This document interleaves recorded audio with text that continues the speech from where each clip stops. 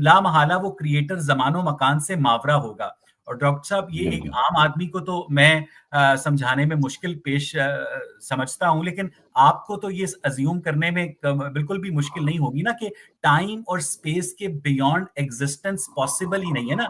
वजूद के लिए, एग्जिस्टेंस के लिए टाइम और स्पेस दो बुनियादी प्री रिक्विजिट्स हैं। और अगर हम किसी जादू के जरिए उसको एक मेटाफिजिकल एंटिटी तसव्वुर कर लें, हम तसव्वुर कर लें कि एक ऐसी मेटाफिजिकल क्रिएटर है जो कि टाइम और स्पेस के बियॉन्ड एग्जिस्ट करता है, तो फिर अगला सवाल ये कि वो मेटाफिजिकल एंटिटी ने इस फिजिकल यूनिवर्स को कैसे प्रोड्यूस किया। सुफियान साहब, ओवर टू यू।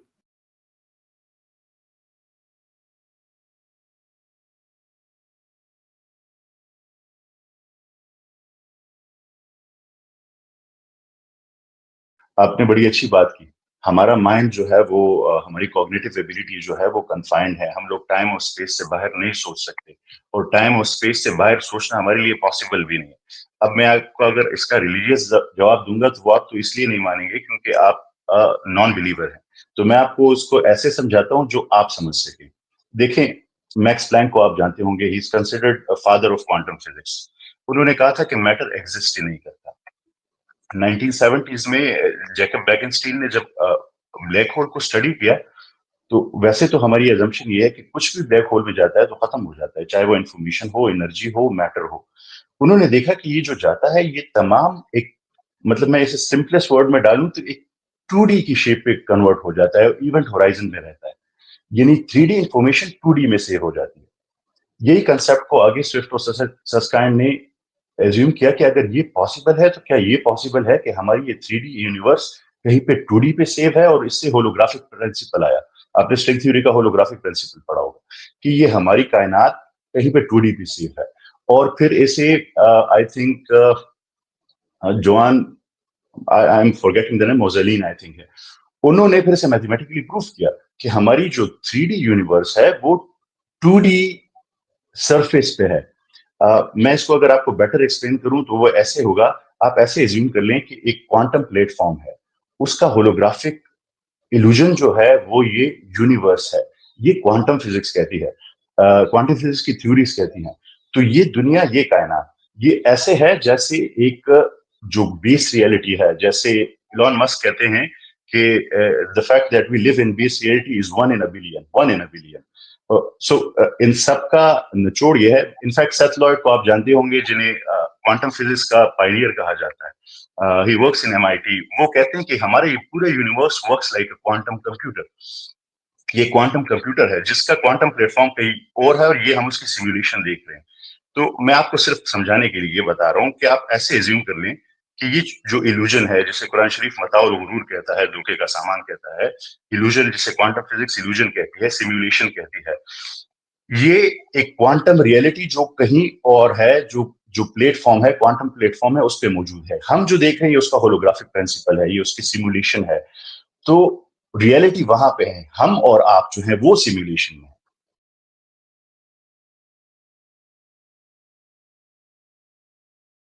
अच्छा डॉक्टर साहब, मैं ये समझने की कोशिश कर रहा हूं कि आपने मैक्स प्लांक, जो कि वाकई जिन्होंने क्वांटम फिजिक्स में बहुत ज्यादा काम किया, आपने उन्हें कोट किया कि मैटर रियलिटी में एग्जिस्ट नहीं करता है, और आप और मैं जो हैं एक सिमुलेशन के अंदर रह रहे हैं। तो इसका मतलब ये है कि आप और मैं जो हैं वो भी एग्जिस्ट नहीं करते हैं डॉक्टर साहब। हाँ, हम लोग भी एक सिमुलेशन में रह रहे हैं। इसको इसको मैं एक स्टेप आगे लेके जाना चाहूंगा। हम्म। अब एक और थ्योरी है क्वांटम फिजिक्स की, I am forgetting the exact name, maybe quantum panpsychism है या टाइमलेस थ्योरी है। वो कहती है, आप इसको ऐसे एज्यूम कर लें, जैसे अवैस इकबाल साहब US से ड्रोन ऑपरेट कर रहे हैं, वो बैठे एक जगह पे हैं और ड्रोन कहीं और है। तो उनकी कॉन्शियसनेस उस टाइम उस ड्रोन में है, उसको वो कंट्रोल कर सकते हैं, मूव कर सकते हैं। So it's something like that, that हमारी कॉन्शियसनेस यहाँ पे है, हमारा जो थॉट प्रोसेस है वो यहाँ पे है, इस यूनिवर्स में है, और इसमें हम लोग चॉइसेस कर सकते हैं, हम फ्री हैं उस चॉइसेस करने में। पर जो हमारी सराउंडिंग है, जो हम हैं, कॉन्शियसनेस के अलावा कोई भी चीज एग्जिस्ट नहीं करती, वो एक इल्यूजन है। यानी ये आप आप समझ जिस रहे हैं मेरी वक्त बात को? आपने जो कपड़े पहने हुए हैं, आप जिस कुर्सी पर बैठे हुए हैं, आपके सर पर जो छत है, ये जो डिवाइस जिसके साथ आप कनेक्ट हैं, ये एग्जिस्ट नहीं करती हैं। क्वांटम फिजिक्स की थ्योरीज के मुताबिक।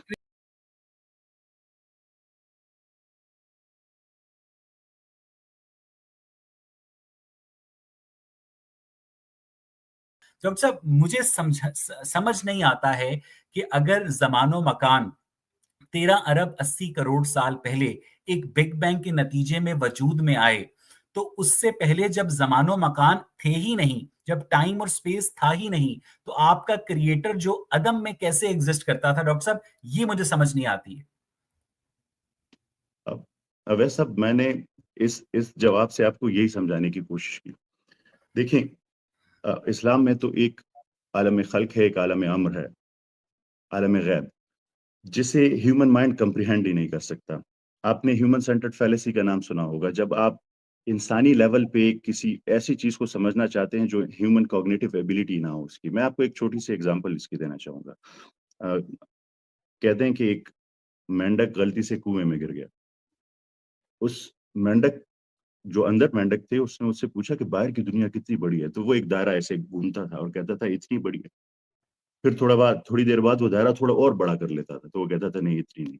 और फिर उसने आखिर में जो कुएं का पूरा डायमीटर था उसका एक चक्कर लगाया, कहा कि इतनी बड़ी है, तो उसने कहा कि नहीं, वो तुम सोच नहीं सकते कि वो कितनी बड़ी है। हम्म। तो ये चीज ह्यूमन कम्प्रिहेंशन से बाहर है। हम इसमें ह्यूमन सेंटर्ड फैलेसी करते हैं जब हम कहते हैं कि ये हमें उसमें समझाना चाहिए। जो मैं आपको समझाने की कोशिश की है क्वांटम लेवल पे, लेट्स अज्यूम अगर ये एक इल्यूजन है, ये एक मताउल गुरूर है, क्वांटम रियलिटी, क्वांटम प्लेटफॉर्म कहीं और है, हमारा यहाँ पे सिर्फ कॉन्शियसनेस है, तो आपकी ये सारी बात या आपके सारे सवाल का जवाब उसी में मिल जाता है कि हम लोग इल्यूजन में हैं, हमारी कॉन्शियसनेस इल्यूजन में है। जो क्वांटम प्लेटफॉर्म है, जो क्वांटम रियलिटी है, जो बेस रियलिटी है, वो कोई और है, और वो क्रिएटर क्वांटम रियलिटी में है, वो बेस रियलिटी में है।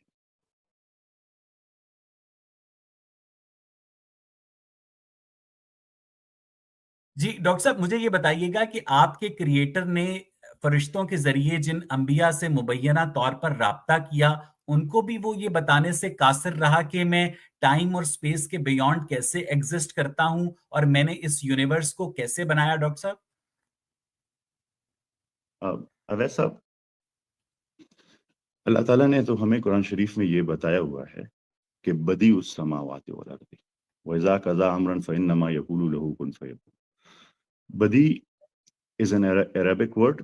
जब मैं हज के सफ़र पे था तो मैंने स्पेसिफिकली ये वर्ड, मैं चाहता था कि इस वर्ड का मैं अरेबिक मीनिंग जो नेटिव स्पीकर्स हैं उनसे समझूं। तो बदी इज फ्रॉम इब्दा, it means something, creating something from nothing. And जब अल्लाह ताला किसी अम्र का फैसला करता है तो कहता है कि हो जा, तो वो हो जाता है। तो this is what something that is mention related to creation of universe, कि उसकी बिगिनिंग कैसे हुई। जो इसका पहले का एलिमेंट है वो तो मैंने आपको एक्सप्लेन किया कि कुरान शरीफ कहता है कि ये दुनिया मताउल गुरूर है, इल्यूजन का सामान है। आपकी क्वांटम फिजिक्स आज कहती है कि हाँ, ये धोखे का सामान, रियलिटी कुछ और है, हमेशा की जिंदगी कुछ और है। This is just a test जिसमें हम अभी एग्जिस्ट करते हैं। It is an illusion. यहाँ पे हमारा कॉन्शियसनेस एग्जिस्ट करता है। यहाँ हमारी चॉइसेस डिटरमिन करती हैं कि हमारे क्वांटम रियलिटी में हमारी रियलिटी क्या हो। इसके अलावा अगर आप देखें, बहुत सारी डिटेल्स शेयर की हैं। जैसे आप सूरह अंबिया की आयत देखें, जिसमें अल्लाह ताला फरमाते हैं बिस्मिल्लाहिर रहमानिर रहीम, अवलम यरल लज़ीना कफ़रू अन्न समावाति वल अर्दि कानता रत्कन फफतकनाहुमा वजअलना मिनल मा'i कुल्ल शैइन हय्यिन अफ़ला युमिनून। कि क्या ये देखते नहीं है काफिर कि आसमान और ज़मीन बाहम जुड़े हुए थे और हमने इसे अलग किया, और हमने पानी से पैदा किया हर ज़िंदा चीज़ को। और इसकी कंटिन्यूएशन इस आयत की आप कहते हैं तो मैं कंटिन्यू रखता हूँ, वरना इस आयत पे डिस्कस करके फिर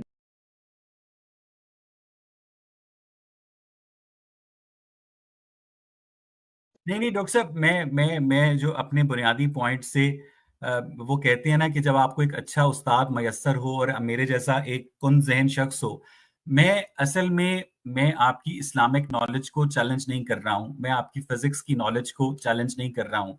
आपने कॉन्टेम्परेरी स्टडीज भी कर रखी हैं, आपने इस्लामिक स्टडीज भी कर रखी हैं। मैं आपसे सिर्फ ये समझने की कोशिश कर रहा हूँ कि जिस क्रिएटर को आप इस कायनात का क्रिएटर मानते हैं, वो टाइम और स्पेस के बियॉन्ड एग्जिस्ट कैसे करता है? क्योंकि आपके कुरान में लिखा है कि इस आसमानो जमीन की तख्लीक से पहले उसका अर्श पानी पर था। तो मुझे मुझे ये समझ नहीं आती है कि कोई भी हस्ती जो है वो एग्जिस्टेंस के लिए टाइम और स्पेस की मोहताज है। तो आपका क्रिएटर टाइम और स्पेस के बियॉन्ड एग्जिस्ट कैसे करता है डॉक्टर साहब? अवैध साहब, शायद मैं अपना पॉइंट कम्युनिकेट नहीं कर पा रहा।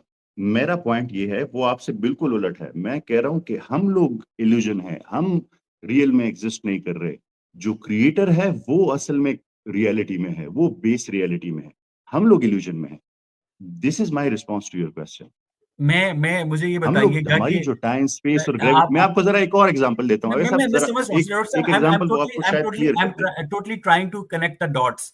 मैं आप ये कह रहे हैं कि हम असल में एग्जिस्ट नहीं करते हैं, मैं हम जरा एक, इल्यूजन। अगर साहब अगर आप मुझे जी 1 मिनट देंगे, जी मैं आपको सर इसको प्लीज। बेहतर एक्सप्लेन करके दे दूं। ऐसे एज्यूम कर लें, and it's just an example. आप एक वीडियो गेम देख रहे हैं। एक वीडियो गेम की अपनी एक time and space in itself है, एक रियलिटी है उसकी इन इटसेल्फ।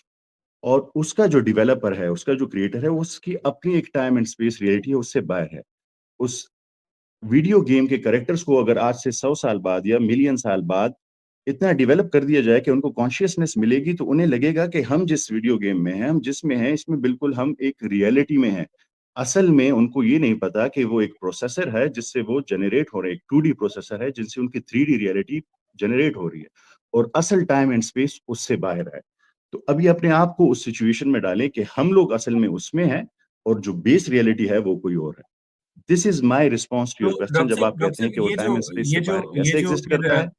अगर अगर आप और मैं वीडियो गेम के अंदर सिमुलेशन के कैरेक्टर्स हैं, तो आपके अल्लाह हम्म, ताला के भेजे हुए नबी जो थे वो भी वीडियो गेम्स के कैरेक्टर्स थे और वो भी हकीकत में एग्जिस्ट नहीं करते थे, और उनकी जितनी टीचिंग्स हैं वो भी सिर्फ और सिर्फ वीडियो गेम के कैरेक्टर्स के मॉरल अपब्रिंगिंग के लिए हैं। हालांकि वीडियो गेम के कैरेक्टर्स को तो किसी मॉरल टीचिंग की जरूरत नहीं होती है ना। देखिए, हम लोग अगर कंसेप्ट को ट्विस्ट करेंगे ना, तो वो मिक्स हो जाएंगे। मैंने कहा कि ये एग्जांपल्स मैं आपको समझाने के लिए दे रहा हूँ। एक चीज तो हमारे लिए ऑब्वियस है, कुरान शरीफ ने इसको मताउल गुरूर कहा हुआ है, धोखे का सामान कहा हुआ है। पर वीडियो गेम से जो इस यूनिवर्स की रियलिटी डिफरेंट है, वो डिफरेंट है on the basis of consciousness. इस कायनात में कॉन्शियसनेस जो है वो रियल है, वो एग्जिस्ट करती है। हमारी कॉन्शियसनेस, आपकी कॉन्शियसनेस, हम जितने लोग हैं उनकी कॉन्शियसनेस इन रियल एग्जिस्ट करती है। उसके अलावा जितनी चीजें हैं, दैट इज एन इल्यूजन।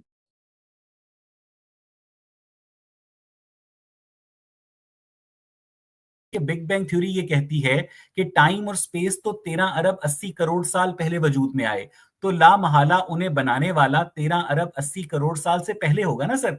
तो अगर अगर टाइम और स्पेस 13 अरब 80 करोड़ साल पहले वजूद में आए, तो उन्हें बनाने वाला टाइम और स्पेस के बियॉन्ड कैसे एग्जिस्ट करता था डॉक्टर साहब? वैसा, अगर मैंने एक गेम 10 साल पहले डेवलप की, तो ये हम्म, उसकी टाइमलाइन है, उस गेम की टाइमलाइन। हम्म, ये यूनिवर्स की टाइमलाइन है जो आप 13.8 बिलियन ईयर्स अगो की बात कर रहे हैं। हम्म, आपने अगर पढ़ा हो, तो हमारे पास तो स्ट्रिंग थ्योरी में 10 डायमेंशंस हैं। हम लोग मल्टीवर्स थ्योरी, जब स्टीफन हॉकिंग का जो लास्ट पेपर है एन इटर्नल एग्जिट, उसका मल्टीवर्स का जिक्र करते हैं कि मल्टीवर्स की पॉसिबिलिटी कायम है। हम तो जब इस टाइम स्पेस की बात करते हैं तो सिर्फ अपनी यूनिवर्स की बात कर रहे हैं।